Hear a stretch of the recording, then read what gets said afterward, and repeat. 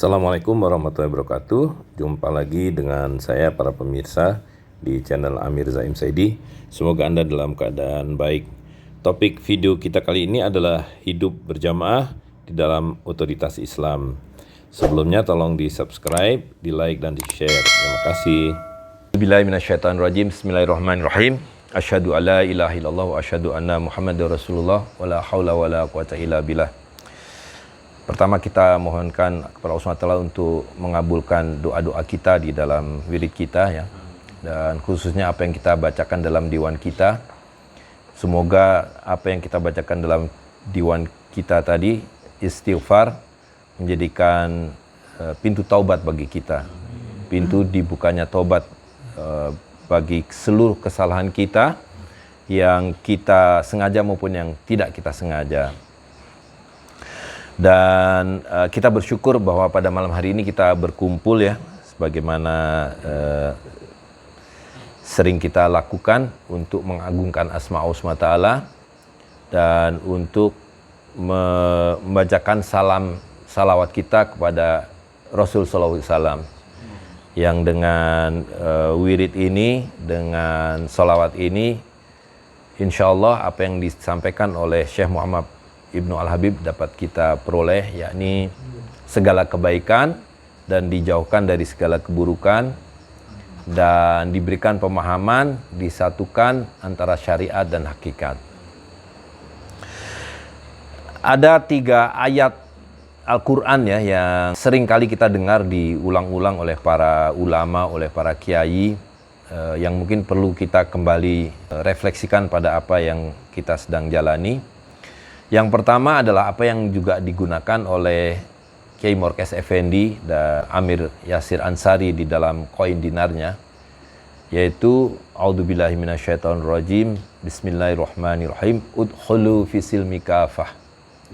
Jadi kita seringkali mendengarkan para da'i mengutip ayat ini dan memberikan makna sebagai masuklah ke dalam Islam secara kafah. Jadi mereka memaknai secara total, ya, masuklah Islam secara total. Tapi apa makna fisil mikafah ini? Nah, Syekh Abdul Qadir As-Sufi menjelaskan bahwa kafah itu maknanya adalah masuklah ke dalam Islam di bawah otoritas. Ya.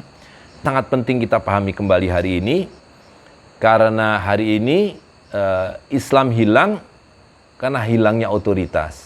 Ya, dan ini terkait dengan ayat yang lain yang juga sangat populer, yaitu ati'ullah wa ati'ur rasul wa ulil amri minkum. Taatilah Allah, taatilah Rasul dan para pemimpin di antara kamu. Nah, hari ini umat Islam juga tidak mengerti dengan ayat ini ya, bahwa ketaatan kita hanyalah kepada Allah, kepada Rasul sallallahu alaihi wasallam melalui para ulil amri. Gitu. Karena makna ulil amri hari ini sudah tidak dipahami, karena prosedur dan proses umat Islam menjalankan kehidupannya sudah tidak lagi mengikuti apa yang disunahkan oleh Rasul SAW dan dilakukan oleh umat Islam dari generasi ke generasi, yaitu hidup dalam amr, bersama-sama dalam satu jamaah. Ya, dan karena itu ini ayat yang ketiga yang saya ingin sampaikan, yang juga dipakai Sultan Husain Hud di dalam koin dinarnya, yaitu wa'tasimu bihablillah jami'an. Ya, wa'tasimu bihablillah jami'an. Berpegang teguhlah kalian pada tali Allah secara berjamaah. Wala tafarraqu, dan jangan berpecah belah. Nah, hari ini umat Islam juga tidak bisa mengerti apa yang dimaksud dengan berpegang pada tali Allah secara berjamaah. Tidak lain itu adalah ada kaitannya dengan yang sebelumnya, yaitu bahwa kita hidup secara berjamaah di bawah para ulil amri dalam satu amr, ya, sehingga kita bisa menjalankan apa yang diperintahkan, mentaati Allah, mentaati Rasulnya melalui para ulil amrinya. Karena para ulil amri ini, sebagaimana dijelaskan oleh Imam Al-Qurtubi, memiliki tugas-tugas dan kewenangan yang memastikan bahwa cara hidup kita adalah mengikuti syariat Islam. Ya, maknanya adalah cara hidup kita adalah cara hidup yang mengikuti sunatullah, mengikuti fitrah, mengikuti rububiyah, di mana segala sesuatunya sudah ditetapkan oleh Allah SWT Dan itulah yang harus kita taati. Jadi rububiyah itulah yang harus kita taati, yang harus kita jalani, sehingga kita berkehidupan itu sesuai dengan fitrah, tidak bertentangan dengan fitrah. Nah, hari ini di dalam sistem modern ini persis orang hidup keluar dari fitrah yang bermula dari ketidakadanya ketaatan kepada Allah SWT dan kepada Rasul SAW. Dan dengan demikian maka juga tidak ada ketaatan kepada ulil amri, karena ulil amri tidak ada gitu. Nah, jadi karena itu apa yang diajarkan oleh Syekh Abdul Qadir As-Sufi adalah bahwa kita harus memulai kembali hidup sesuai dengan rububiyah ini dengan cara berjamaah gitu ya. Nah, jadi ini tidak mudah pada hari ini karena kita sudah diprogram untuk hidup mengikuti satu sistem yang diawali dengan ketidakpatuhan kepada Tuhan, kepada Allah SWT. Karena manusia modern mengatakan bahwa kita sudah punya nalar, punya cara sendiri, dan karena itu kita bisa membuat model kehidupan sendiri, ya, yang kita tahu kemudian bentuk solid dari sistem buatan manusia ini tidak lain adalah sistem riba. Itu. Jadi kalau kita ingat benang merah dari apa yang diajarkan oleh Syekh Abdul Qadir As-Sufi pada zaman ini adalah bahwa kita harus membebaskan diri dan keluarga kita dan masyarakat kita dari jebakan sistem riba, gitu. Dan tidak lain caranya adalah dengan kembali mentaati Allah SWT dan Rasulnya. Maknanya adalah kita mengikuti risalah yang dibawa oleh Rasulullah SAW. Karena kita tahu bahwa sebelum risalah Islam ini ada risalah-risalah lain. Ya, yang paling pokok diantaranya adalah yang sangat dominan kontras terhadap Islam adalah yang disebut sebagai risalahnya para ahli kitab. Yaitu risalahnya yang semula dibawa oleh Nabi Musa dan yang kemudian yang kedua dibawa oleh Nabi Isa. Tapi kita tahu bahwa dua risalah sebelum risalah terakhir dari Rasul SAW sudah menyimpang. Ya, jadi kita tahu bahwa penyimpangan-penyimpangan ini bermula dari penyimpangan atas tauhid dan kemudian penyimpangan atas hukum yang ditetapkan oleh Allah SWT. Nah, risalah yang terakhir yang Syekh Abdul Qadir jelaskan pada kita dengan ditetapkanlah kiblat yang baru bagi umat Islam dari Masjidil Aqsa ke Masjidil Haram. Nah, itu menutup seluruh risalah sebelumnya dan hanya tinggallah risalah yang dibawa oleh Rasul SAW.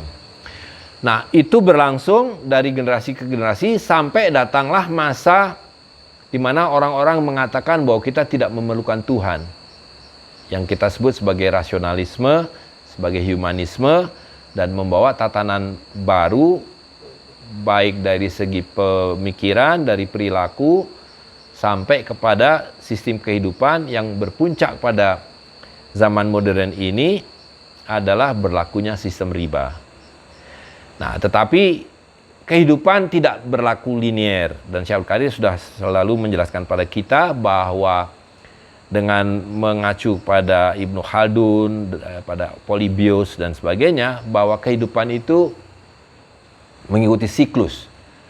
Dan ketika satu peradaban sudah mencapai puncaknya, maka dia akan tinggal menuju kepada keruntuhannya.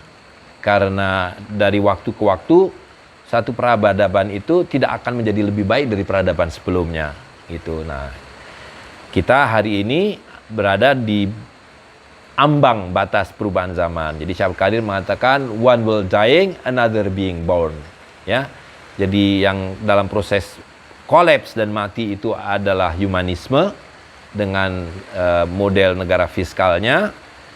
Maka kata Syekh Abdul Qadir, kaum muda Islam ini harus bersiap untuk menyongsong zaman baru yang akan hadir kembali, yaitu zaman yang didasari kepada tauhid, kepada ketaatan kepada Tuhan, karena humanisme sudah mentok.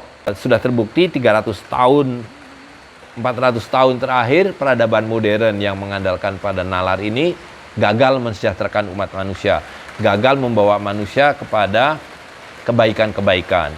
Nah, karena itu 3 ayat yang tadi saya sitir itu harus kita pahami sebagai satu kesatuan, bahwa kita hidup berjamaah di bawah para amir, menjalankan risalah yang dibawa oleh Rasul SAW dalam ketaatan dan kepatuhan, dan dalam rangka menyongsong nomos yang baru, kehidupan yang baru, yang sudah kita lihat tanda-tandanya sistem yang berlaku selama 300 tahun terakhir ini dalam proses kolaps gitu. Jadi kita mohonkan kepada Allah SWT untuk memberikan kita kesabaran dan ketaatan, dan memberikan kita ketabahan, dan memberikan kita seluruh apa yang kita perlukan dalam menegakkan kembali dinul Islam. Dan kita mohonkan kepada Allah SWT untuk menjadikan kita suri tauladan bagi seluruh umat Islam yang lain, untuk bagaimana kembali menjalankan risalah terakhir yang dibawa oleh Rasulullah SAW, yaitu dinul Islam. Bisir wa barakati, bismillahirrahmanirrahim, alhamdulillahirabbil alamin, arrahmanirrahim, malik yaumiddin, iyyaka na'budu wa iyyaka nasta'in, ihdinas siratal mustaqim, siratal ladzina an'amta 'alaihim ghairil maghdubi 'alaihim waladdallin. Amin. Subhana rabbika rabbil izzati amma yasifun, wassalamun alal mursalin, walhamdulillahi rabbil alamin.